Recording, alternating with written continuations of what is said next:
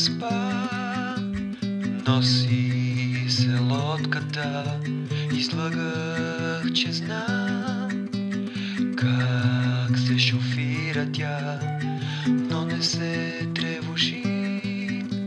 Ще те пазя, ти само спи, докато вълни поклащат леглото ти. Толкова, толкова, толкова исках да питам. Толкова, толкова, толкова много неща. Дали ако и аз заспя, ще се чуем ли в съня? Може би да.